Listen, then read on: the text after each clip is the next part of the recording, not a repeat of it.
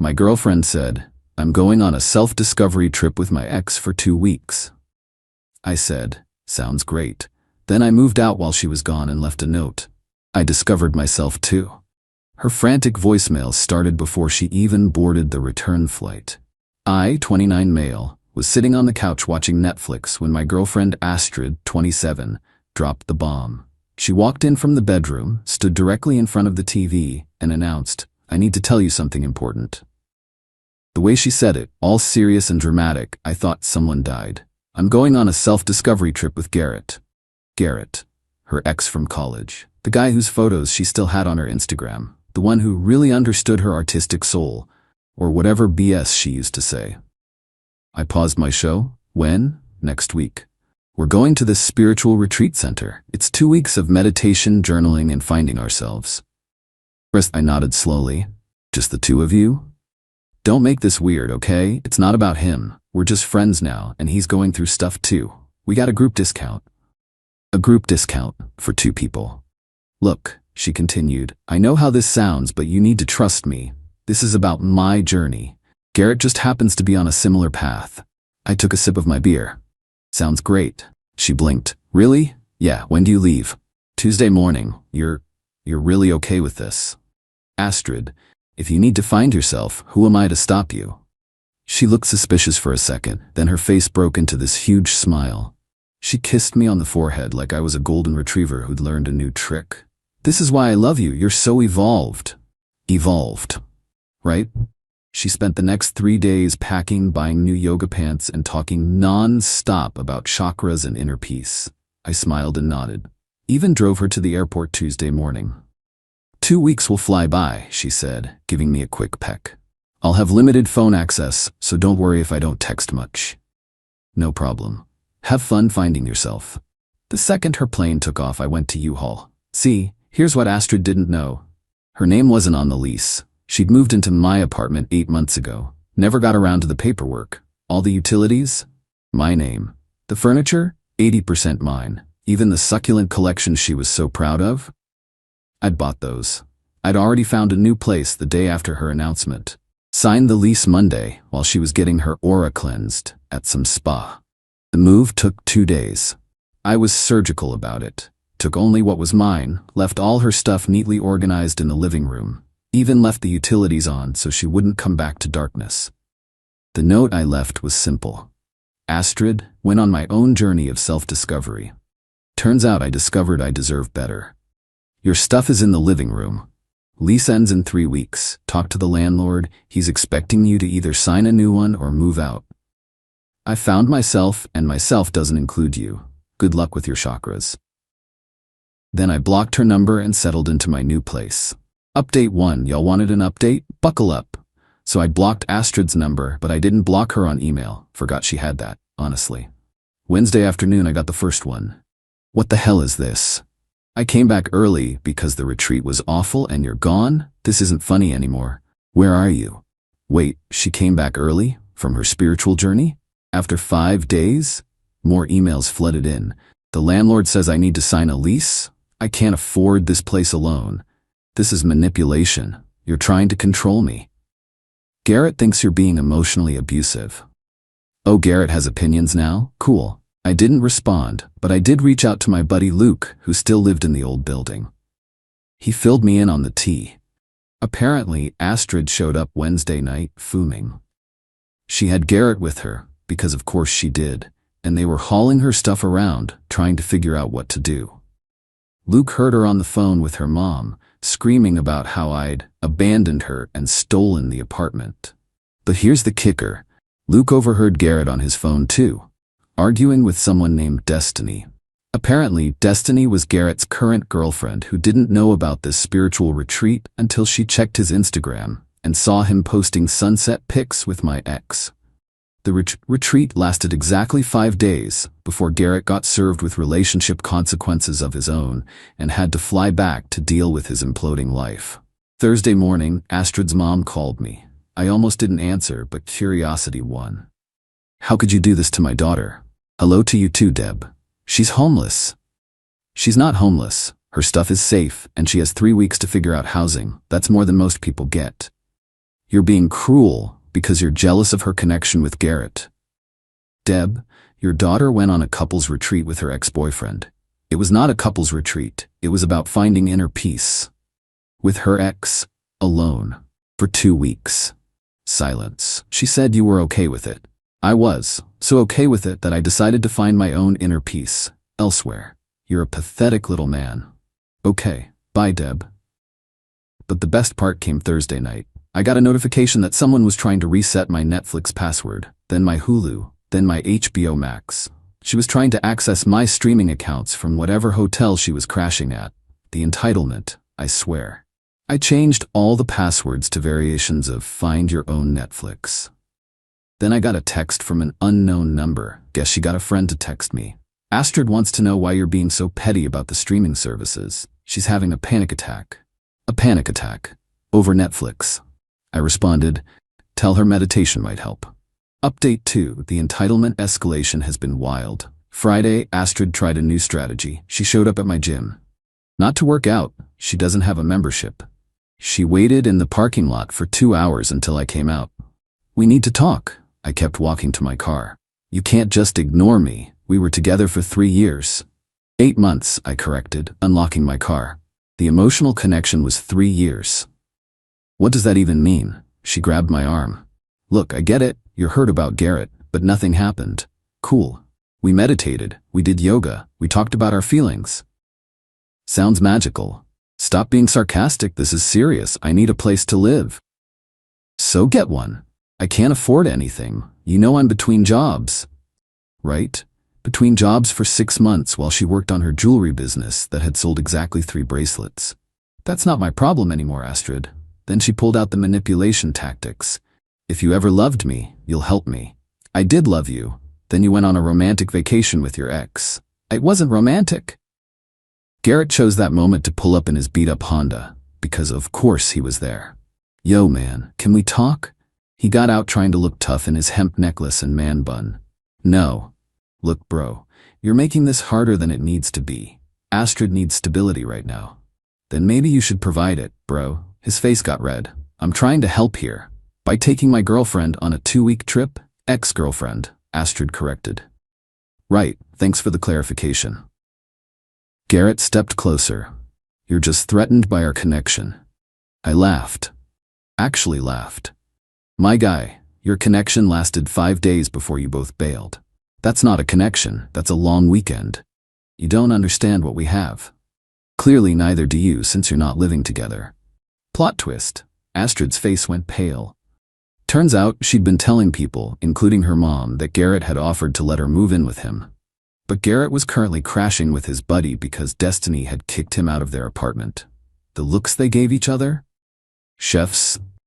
Priceless. I got in my car and left them to figure that out. Saturday morning, new development. Astrid managed to get my new address. Don't know how, probably followed me from the gym.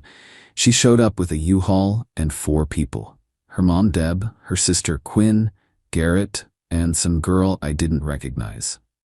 They were moving her stuff out of the old apartment, but apparently decided to make a pit stop to harass me. Deb rang my doorbell for 5 minutes straight. When I finally answered through the Ring camera, she launched into this speech. You need to man up and take responsibility for this situation. I did. I moved out. That's not taking responsibility, that's running away. Quinn jumped in. You're destroying her life over your ego. Her life isn't destroyed. She's just facing consequences. The girl I didn't recognize turned out to be Astrid's friend Piper from her failed jewelry business. She had a different approach. Don't you think you're being a bit harsh? Like, energetically speaking? This is really negative? You know what else is energetically negative? Going on vacation with your ex. Garrett, genius that he is, tried to jimmy my door handle. On camera. Dude, I'm calling the cops if you don't stop. He backed off quick. Astrid finally spoke up, and she was crying. But not sad crying, angry crying. I gave you everything. I decorated your apartment. I cooked for you. I made you a better person. You decorated with my money, cooked twice in 8 months, and I'm the same person I always was. You're being vindictive. I'm being gone. Big difference. They finally left after I mentioned I was documenting everything for a potential restraining order. But the saga wasn't over. That night, around 10 p.m., I got an email from Astrid with the subject line, business proposal. I kid you not, she sent me a business proposal. She wanted me to invest in her jewelry business in exchange for 10% equity. The investment amount? Exactly what 3 months of rent would cost at the old apartment. The business plan was 2 sentences.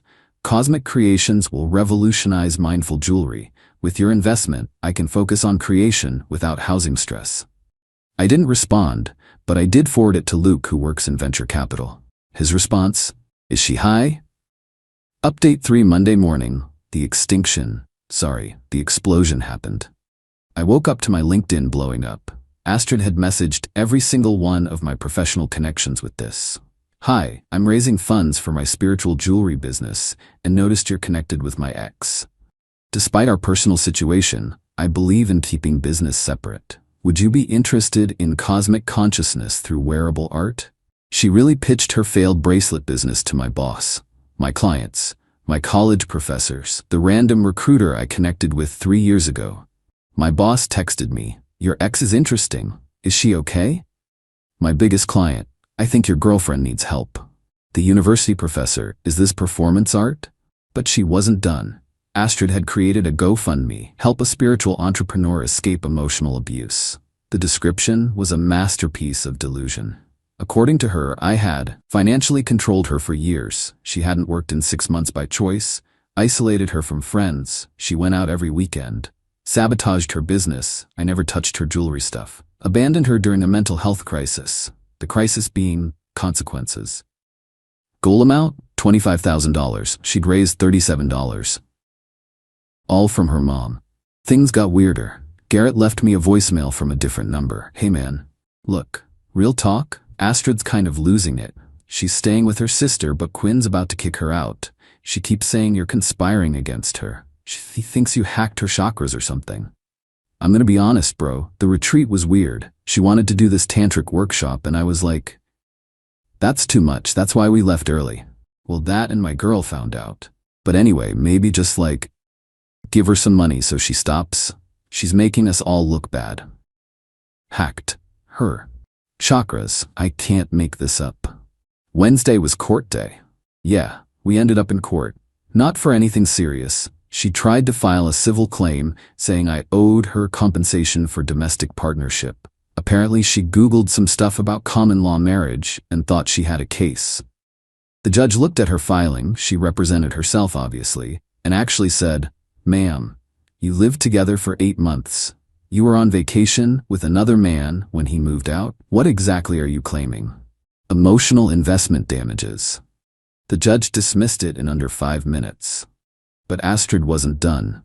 Outside the courthouse, she'd arranged for Piper to be there with a camera, filming her giving a speech about systemic oppression of spiritual women. It has 12 views on TikTok, all from her mom's different accounts. Thursday morning brought the final boss battle. I got a call from the old apartment complex. The landlord, Rick, sounded exhausted. Your ex-girlfriend is trying to squat in the apartment. What? She changed the locks. Says she has tenant rights. I'm having to start eviction proceedings. She changed the locks on an apartment she's not even on the lease for. She printed some fake lease off the internet. It's obviously fake. She spelled her own name wrong. She spelled her own name wrong. But here's where it gets beautifully stupid. Remember how I left the utilities on to be nice? Well, she never transferred them to her name. So Thursday afternoon, I called and had them shut off. Legally, they were in my name. I was paying for them. Within an hour, I got a call from an unknown number. It was Quinn. Turn the power back on right now. Who is this? You know who this is. Astrid's in there with no electricity. So she should probably leave. She's trying to run a business. In an apartment she's squatting in?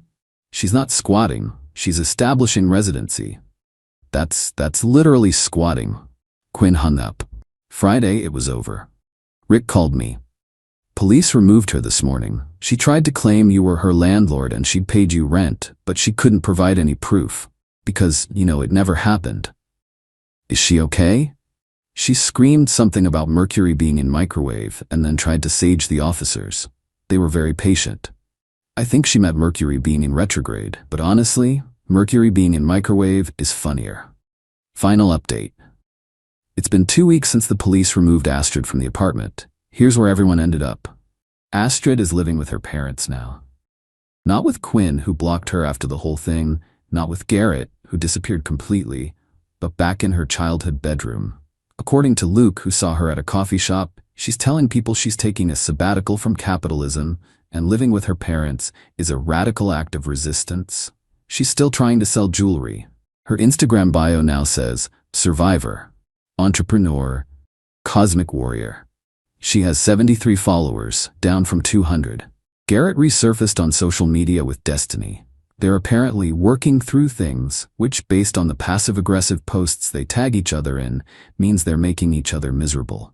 He posted a long thing about how the retreat experience opened his third eye to toxic energies. Astrid commented, "This," and he deleted the whole post. Deb, Astrid's mom, sent me one last email last week. "I hope you're happy. My daughter is devastated. She actually thought you were the one. She was planning to propose to you on that retreat with Garrett. He was going to help her pick out rings. You threw away something beautiful because of your silly male pride. She was going to propose on a trip with her ex, who was going to help pick out rings. I mean, what do you even say to that?" I didn't respond, but I did have a good laugh with my new girlfriend, Heather. I met her at my new apartment complex's resident event. She thinks the whole story is hilarious. Last night, she suggested we take a self-discovery trip, and then burst out laughing. "But seriously, want to go to Seattle next month? Just us. No exes." The best part? Last Friday, I ran into Garrett at a bar. He was drunk and tried to bro-hug me. "Dude, I'm sorry about everything. Astrid's actually insane. She tried to get me to invest in her business too. Said we could be conscious capital partners or something." I was like, "Girl, I deliver pizzas." He delivers pizzas. The spiritual guru, who was going to help her find herself, delivers pizzas. No hard feelings, I told him, and meant it. Honestly, he did me a favor. "For real though," he continued, "she kept trying to make things weird at the retreat. Like she wanted to do couples yoga and soul gazing and stuff. I just wanted to eat edibles and look at trees, you know? The self-discovery trip was just Garrett wanting to get high in nature and Astrid trying to seduce him. Beautiful." As I'm writing this, Astrid just posted on her business page, "Major announcement coming soon. Cosmic Creations is evolving into something bigger." The announcement posted an hour later. She's adding essential oil blends to her jewelry line. The oils are just repackaged stuff from the dollar store. Piper accidentally revealed this in the comments before deleting it. Someone asked if the oils were FDA approved. Astrid responded, "I don't subscribe to governmental oversight of natural healing." Her mom was the only one who liked the post. Looking back, the red flags were everywhere. She once tried to pay her portion of rent with a check from her future self. She believed her cat was her grandmother reincarnated. She didn't have a cat. She tried to expense her therapy to my health insurance as a dependent life partner. She once got mad at me for dream cheating. I allegedly flirted with someone in her dream. But the ending? Exactly what it needed to be. She discovered herself all right. Discovered she's an entitled person who thought she could have her chakras aligned and her rent paid by different guys. And me? I discovered that standing up for yourself isn't vindictive, it's necessary. Also discovered that my new apartment's water pressure is amazing and nobody here tries to charge crystals in the microwave at 3 a.m. To everyone saying I should have just talked it out, I did. My response was moving out. Sometimes the best conversation is the one you don't have. To those saying I was too harsh, she took a 2-week vacation with her ex and expected me to be cool with it. The bar was underground and she brought a shovel. And to Astrid, since I know you're reading this, hi Deb's account, the retreat center called. They want their meditation cushion back. The one you apparently stole. They're threatening legal action. Good luck with your cosmic consciousness. You're gonna need it for court. Peace out.